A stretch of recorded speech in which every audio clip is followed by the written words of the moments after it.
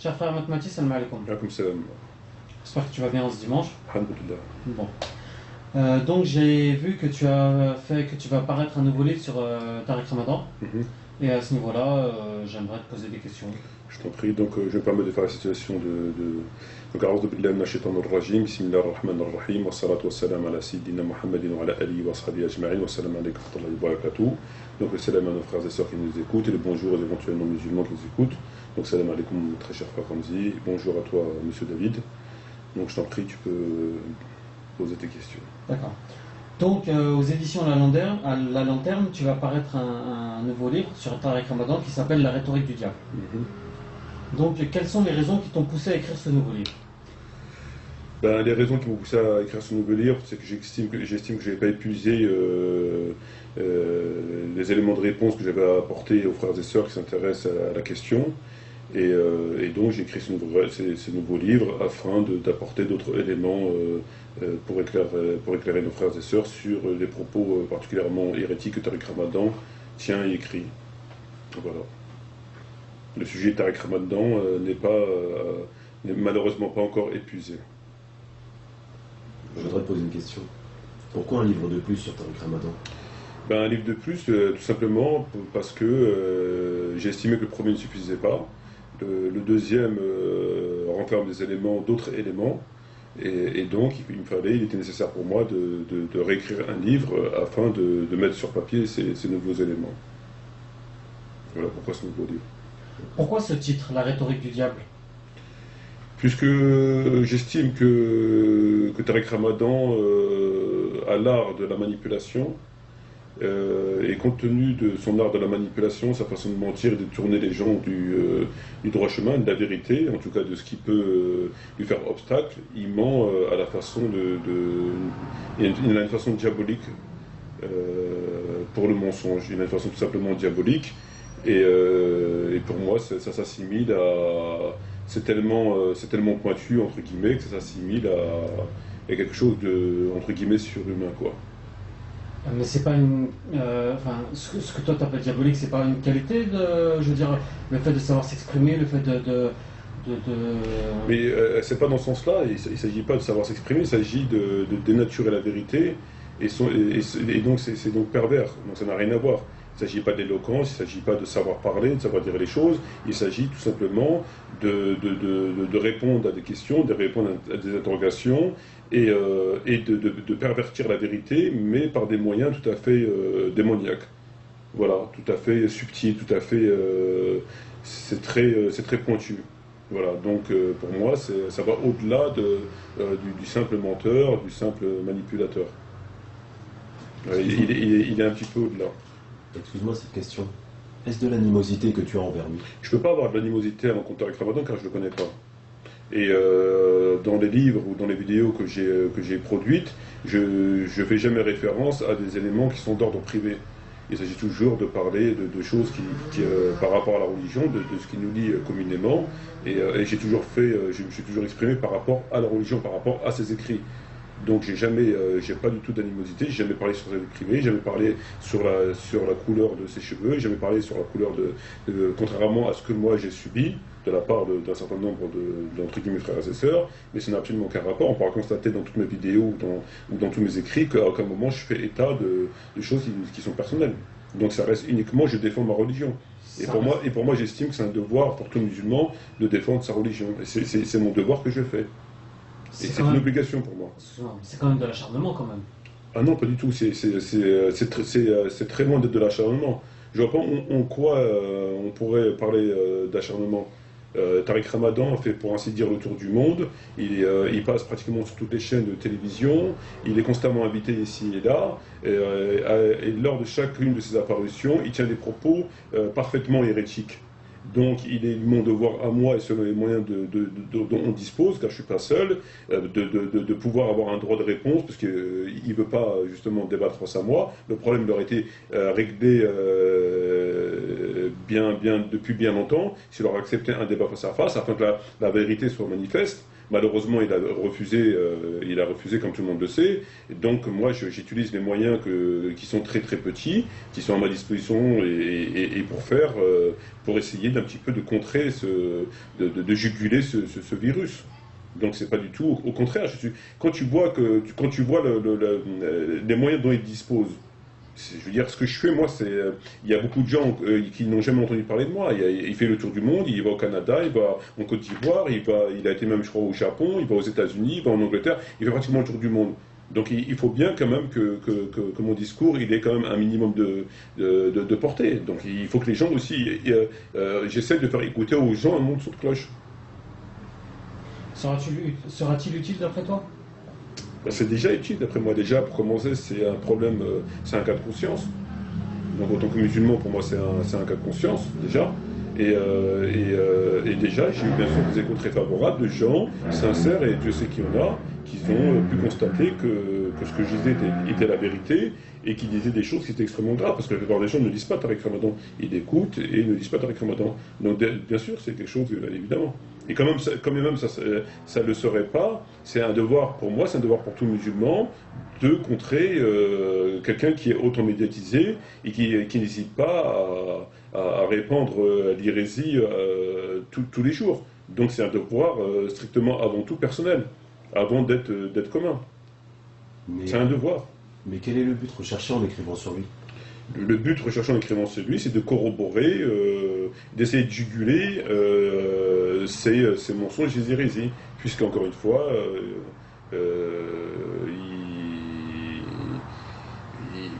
il a une présence un petit peu quotidienne dans les médias. Donc pour moi, c'est d'essayer de mettre en alerte, de mettre en garde les gens qui l'écoutent contre vis-à-vis des propos qu'il tient et qu'il écrit. Et quels sont les sujets abordés dans ce livre? En fait, les sujets abordés dans son livre, dans le précédent livre que j'avais écrit, Tariq Ramadan, l'imposteur du XXIe siècle, il regroupait différents sujets, dont entre autres certains plus ou moins scientifiques et d'autres qui n'étaient pas vraiment importants, comme la question de la succession. Dans le livre que j'ai décidé d'écrire, ça regroupe uniquement les hérésies manifestes de Tariq Ramadan, c'est-à-dire incontestables, que personne ne pourra contester, et j'ai eu d'autres éléments, j'ai obtenu d'autres éléments à travers ma lecture que j'ai mis dans ce présent livre, quoi. Donc d'autres éléments sur les propos. En parlant de Tariq Ramadan, tu utilises souvent le mot hérésie, mais j'ai jamais entendu parler à un autre musulman ou savant utiliser ce mot contre lui. Est-ce que tu as déjà entendu parler de quelqu'un, est-ce que tu as déjà entendu quelqu'un parler sur lui? Non, pas. Bon, voilà. Donc si tu n'as pas entendu quelqu'un parler sur lui, comment tu vas entendre des gens qui utilisent le mot hérésie contre lui? C'est marqué un point. Mais je dirais, entre parenthèses, est-ce correct de mettre les défauts d'un frère en public? Mais c'est pas des défauts. Ça n'a rien à voir avec des défauts. Ça rentre pas dans la sphère privée, c'est dans la sphère publique. Il dénature la religion, il détourne des gens du droit chemin, il égare des gens, et cela uniquement pour ses intérêts strictement personnels. Moi, je ne veux pas des défauts. Ça n'a rien à voir avec les défauts personnels, absolument aucun rapport. Est-ce qu'on doit faire ça devant les mécréants, entre guillemets? Oui, puisque c'est malheureusement les seuls moyens qu'on a aujourd'hui de pouvoir répondre à ce qu'il écrit, à ce qu'il dit. Et encore une fois, dans la mesure où il ne veut pas répondre à un autre musulman, on est contraint d'utiliser les moyens qui sont les nôtres, c'est-à-dire l'écriture, la vidéo, etc., pour pouvoir répondre à ce qu'il raconte, quoi. Ouais. Moi, je trouve, à titre personnel, que tu es assez violent à son encontre. Qu'est-ce que tu en penses? Bah, si tu veux donner un exemple de violence, je veux bien. C'est déjà dans le fait comment dire, déjà comme je te l'ai dit tout à l'heure, de t'acharner. Tu as plusieurs vidéos, tu as beaucoup de vidéos à son sujet, tu as plusieurs ouvrages, tu qualifies certains de ses propos d'hérétiques, même que ce sera un hypocrite. Donc oui, c'est assez violent quand même. Les plusieurs vidéos, malheureusement sur Dailymotion, le temps est imparti de 20 minutes. Donc on a besoin de faire plusieurs vidéos pour pouvoir répondre à ces plusieurs hérésies. Donc c'est tout à fait normal. Plusieurs ouvrages, j'en ai fait que un. Donc ça fait le deuxième. Donc c'est pas énorme. Et dans chaque vidéo, dans chaque écrit, il y a quelque chose il y a une motivation qui est indépendante des autres écrits, des autres propos. Donc c'est quelque chose de nouveau. Un acharnement, c'est quelque chose qui est répété, toujours dans le même sens, pour les mêmes raisons, qui n'apporte rien de nouveau. Alors que là, c'est quelque chose de nouveau. Donc si Tariq Ramadan avait écrit un livre et qui serait passé une fois à la télévision, je ne pense pas que j'aurais fait 20 vidéos ou 30 vidéos et un deuxième livre. Je crois que j'aurais fait plutôt 2 ou 3 vidéos et même pas un livre. Or, quand on voit la masse de sa présence dans les médias et les écrits qu'il a, ben, il faut que je me donne les moyens de répondre à tout cela, ce qui est tout à fait normal. Mais c'est pas du tout un acharnement, c'est un devoir pour tout musulman. Moi, je suis assez étonné qu'on reproche à des gens de réagir, mais on ne reproche pas à des gens de ne pas réagir. Et là, moi, ça me cause un problème. Véritablement, ça me pose un problème, c'est que c'est toujours, on ne va pas reprocher à des gens de rester les bras croisés, de rien faire, et on va reprocher à des gens de réagir, et de réagir peut-être trop. On ne va pas reprocher à Tariq Ramadan de mentir, de faire des hérésies, etc., mais on va reprocher à un frère de le corriger, en disant c'est de l'acharnement, tu devrais régler ça entre toi et lui, c'est un frère, il a des défauts, etc. On va trouver 1001 excuses. Voilà. Alors qu'en réalité, pas du tout.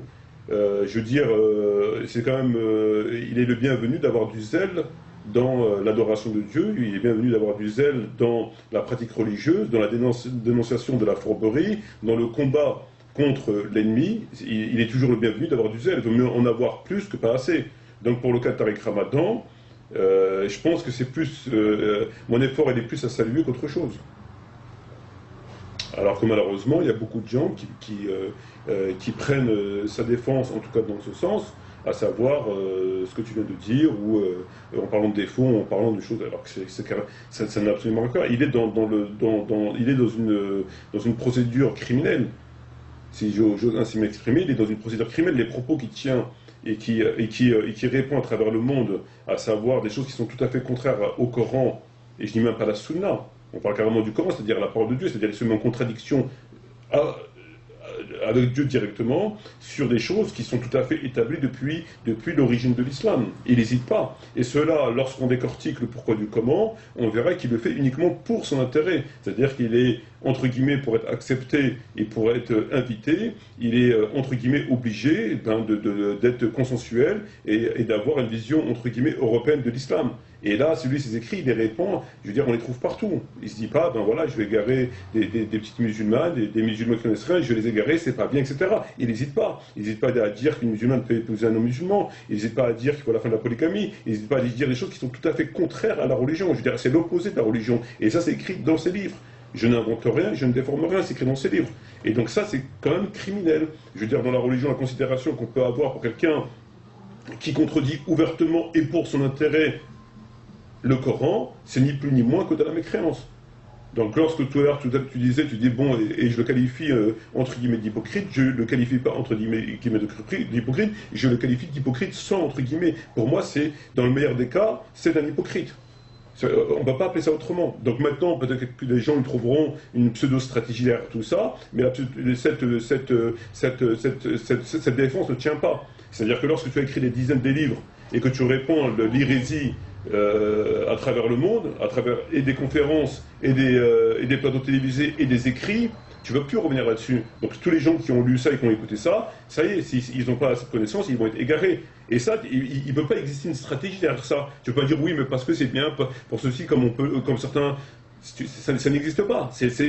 En islam, ça n'existe pas. C'est des choses qui n'existent pas dans l'islam. Donc là, c'est se faire le défenseur du diable, c'est se faire l'avocat du diable. Voilà. Et pour moi, c'est quelque chose que moi, je considère ça, ni plus ni moins, comme un crime. Comme Dieu encore le dit, il dit que la fitna est pire que le crime.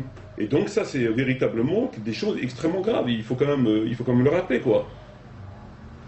Et je fais mon travail de musulman, malheureusement je suis le seul à le faire. Il faudrait que les gens se secouent un petit peu et se penchent sur la question de Tariq Ramadan, sur ses écrits et la gravité de ses écrits. C'est quelque chose qui est très important quand même. Moi je reçois des messages des gens qui sont au Sénégal, au Canada, au Mali, et chacun me dit la même chose. En Côte d'Ivoire, je suis constamment en contact avec les gens en Côte d'Ivoire, je veux dire, c'est un virus quoi. C'est un virus. C'est un virus, c'est une espèce de sida, c'est un virus. On ne peut pas appeler ça autrement, je veux dire. On n'est pas dans le péché mignon, on n'est pas dans l'erreur, on n'est pas dans la transigence, on n'est pas dans ce cadre-là, ça n'a rien à voir. Je veux dire, dire qu'il faut tolérer les homosexuels, il faut les respecter, c'est tout simplement une invitation, quelque part, à intégrer cette infamie au sein de la communauté. C'est-à-dire le tolérer, c'est ouvrir la porte, c'est l'accepter. Et l'accepter, ça ramène encore autre chose, etc., etc. Et ça, c'est pas le discours de Dieu, c'est pas le discours du prophète. C'est pas ce qui est écrit dans le Coran, c'est pas ce qui est dans le prophète. Et c'est quelque chose qui est extrêmement grave. Voilà. Mais crois-tu vraiment qu'il fuit le débat face à toi? Moi, je crois rien, je constate. Je constate tout simplement que je l'invite depuis 6 ans à venir débattre face à moi, et puis depuis ces 6 ans, il fait l'autruche. Donc moi, je suis contraint et forcé de constater que cet individu refuse le débat face à moi.